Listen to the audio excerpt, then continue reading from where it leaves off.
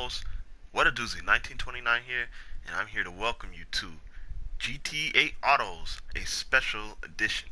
Now, it's not much of a special, but welcome to my humble garage. I love this garage. Now, today we're not going to be doing a whole lot. Well, actually, we are.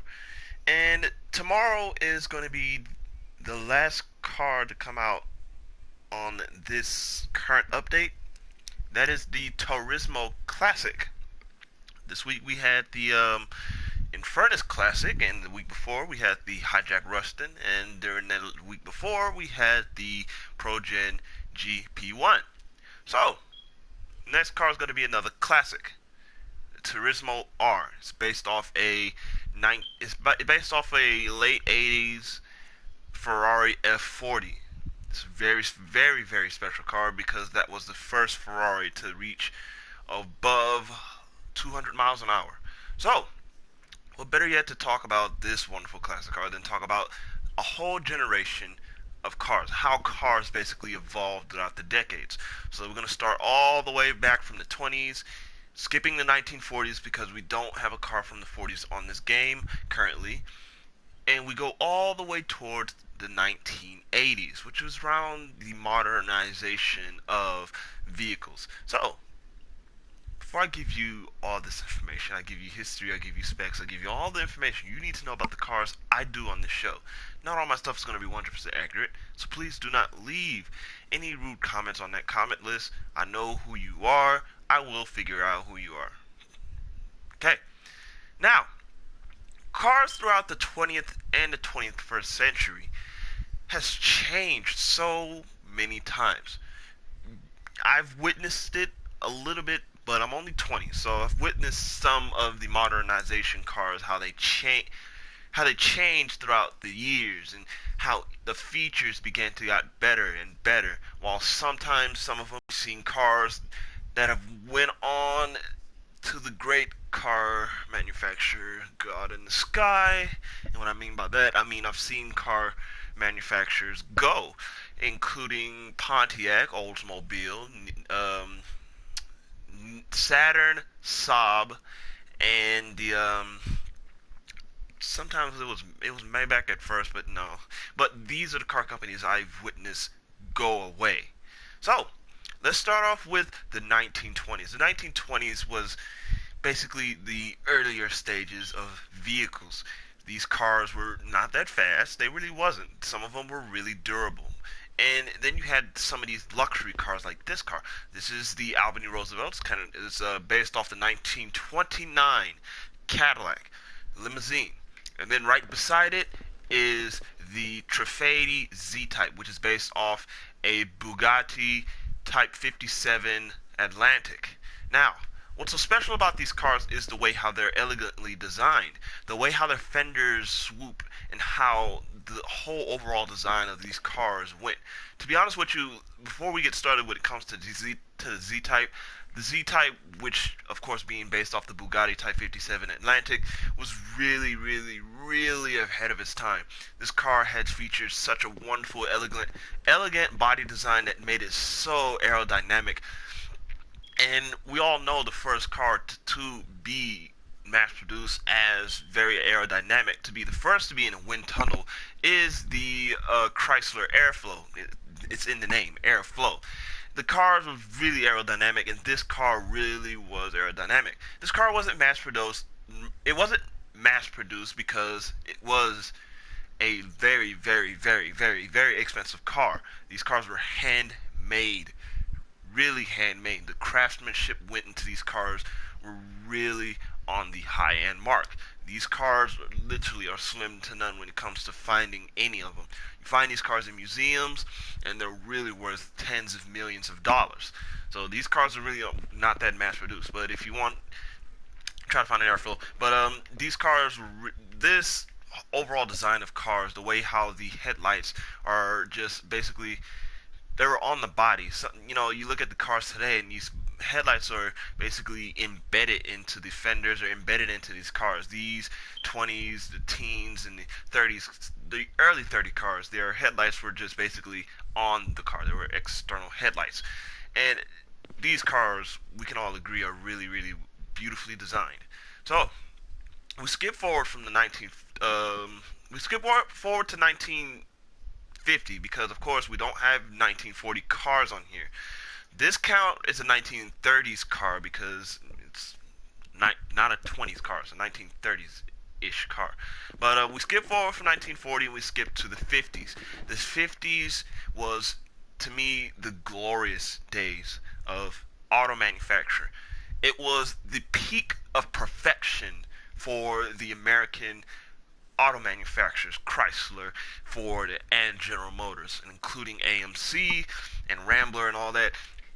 These were the peak of perfection of American cars. You had cars that I'm guarantee you probably never heard of. Cars like Hudson and DeSoto and these Packards and Studebakers.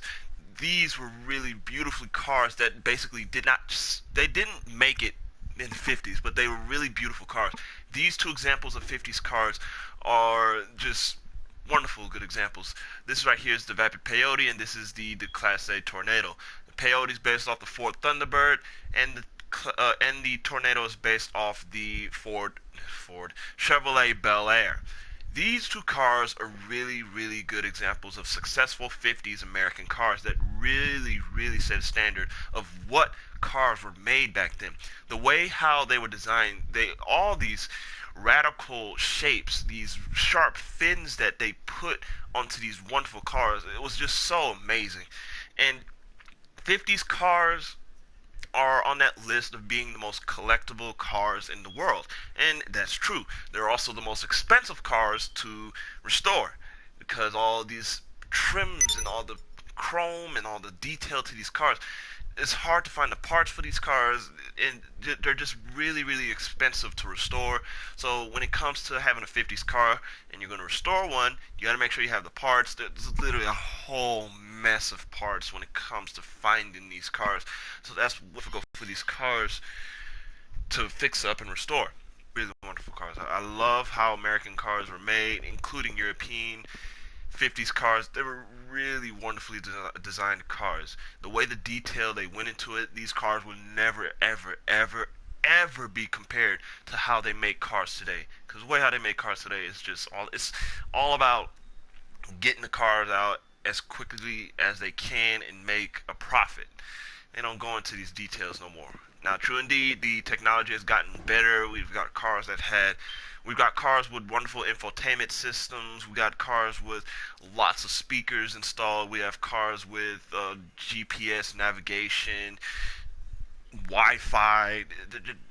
They just cannot. All those features can never ever be compared to the earlier 50s and the just overall whole 50s car generation. Is just nothing to be compared. Now we skip towards the 60s. The 60s is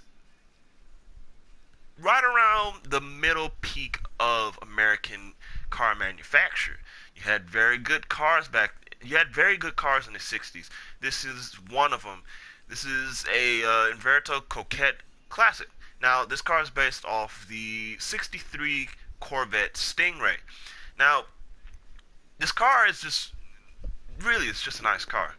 I like how I got the colors set up. It's just really a nice car. 60s cars are just like 50s cars a little bit. It took a while for the 1960s to kick in for the American car manufacturers because, in 1961, 62, 63, these cars are still looking like 50s cars. So these cars were they were really jet lined and just space aged as possible. They're not as space aged like the way the 50s cars were, but they were right around the end where they started getting rid of these big fins and these big huge hood ornaments like this one on here. They just started getting rid of these features on these cars, but the attention to detail was still on hand when it comes to 60s cars. This is a example of an early 60s cars. I don't have any mid 60s or late 60s cars, but the car right next to us is a pretty good example of what a late 60s or a 70s cars will look like. We're going to get right here to the 1970s. The 1970s really hit hard on the American car. It just really hit hard for the American car manufacturer. It literally just, I just literally cannot explain it. The 1970s is where the American car manufacturers suffered the most. It was literally like a punch in the stomach for the American car manufacturers. It kind of kicked in right around 1973 when the oil crisis became the thing, and gas became really expensive, and these American car manufacturers, we were just used to making these huge, big land yacht cars, and it takes a lot of power just to move these cars. So you don't want to put a six-cylinder, a small six-cylinder or four-cylinder cars in there. So you had no option just to put a V8 in these cars. I mean, you couldn't just automatically downsize these cars because in the 1970s these cars were still very big. But the thing that they had to do to basically compensate for this, it wasn't. Matter of fact, I'm making a little bit of a mistake. I need to get back to where I was. It wasn't just the oil crisis that happened. It was also the Environmental Protection Agency basically getting into these emissions for these American cars. These American cars were just bellowing a whole bunch of bad gas into the atmosphere. I mean, if you remember if you were the people who's lived in California or Los Angeles for the rest of your life, I guarantee you've probably seen smog hanging over the city. Well, that was due to the fact that these big American cars were just basically belching a whole bunch of bad CO2 gas, CO2 fumes in the air. And it was just creating a whole bunch of havoc. It was just basically making it harder for people to breathe in the air. It was just wreaking havoc. So basically, that was a contributor to how the American car manufacturers took a punch in the stomach. That's basically how it felt. But what they did was they basically continued making these engines, these V8 engines. But what they did was they severely choked the engine. And what I mean by that is, take note of the 73 Corvette, not Corvette, the 73 Camaro, for instance. This car had a big 5.7 liter V8, if I'm correct, and this was supposed to be a huge engine. This was a really big engine. And you'll think this thing will make, oh, give or take 300 brake horsepower. But instead it did around 150, 125 brake horsepower. And it didn't even help with its gas mileage. The gas mileage was still terrible. So basically what they did was they just severely just choked and detuned the power from these cars, and just to compensate for the EPA and just help with controlling this smog that's going in the air. But we get towards the 80s, because I know I spent most of my time on the 70s. This is not an American car. This is the Blister Compact. It's based off the Honda Civic, or CRX to be exact. Now, American cars were starting to really downsize and really start to change around the 1980s.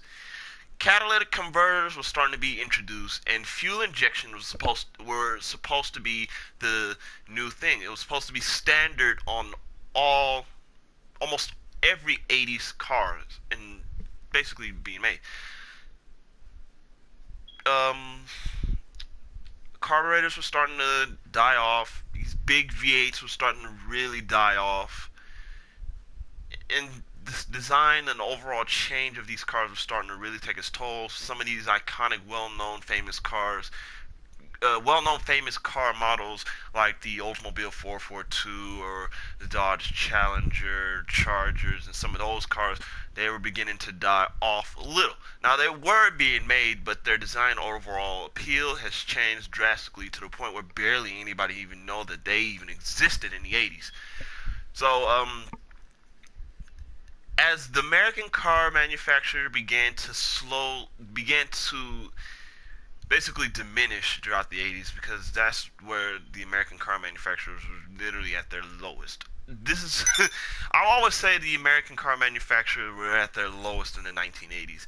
This was at the bottom of the barrel. While those cars were suffering, cars like Datsun and Toyotas and Hondas were starting to take over and really, really do successful work in the 1980s. These cars were really doing very good success. The Accord, the Civic, the Toyota Camry, the Cressida, the Datsun 280Z. These cars were really doing very successful back in the 80s because people wanted them. They didn't have V8s. They had sometimes V6s. They had four cylinders. They had fuel injection carburetors sometimes, but that's just basically base level cars. But they were basically the cars that people in America needed. They didn't want it because of the style. It's just that they needed it. Gas was starting to go down a little bit, but still, it was very expensive. These cars were just basically there just for people to need. Now, give or take, the American car manufacturers, they did have some good cars back in the 80s. The Camaro IROC, I mean, this is just one example. I can't think of a whole bunch. But this is basically the whole history about how these cars were made, and basically the best way I can explain how these cars and how some of these American cars suffered throughout the decades. I know I'm not going to get a lot of views on there. I know I'm probably going to get a lot of hate because I'm stuttering right a little bit. I don't know a whole bunch about cars. I only know what I do know. I know a lot of majority of them, not a lot. I wish actually I can go back in time and see some of these cars being made. I really would want to see because I want to learn more about some of these cars. There's cars I never heard of that I still just literally haven't heard of. I've known cars like Auburn and Studebakers and stuff like that. I guarantee you some of the people on here don't even know what Studebakers are. But basically, there's still cars that I haven't even heard of that I really would like to know. I just one of these things I like to say is, do I'm not even gonna say is correct. I stutter a lot, so you might need to get a say. I mean, it's easy to go and type Google some stuff. Google can be your very best friend. YouTube can be your best friend. There's a lot of other people can explain what was going on throughout the 70s and 80s when it comes to the American manufacturer. Because the most I already know is the 50s, 60s, and before then. The 70s and 80s was a little bit fuzzy for me because it's just things changed very quickly. And these are the two really, really good examples of how things changed pretty quickly, really quickly, and I mean really, really quickly.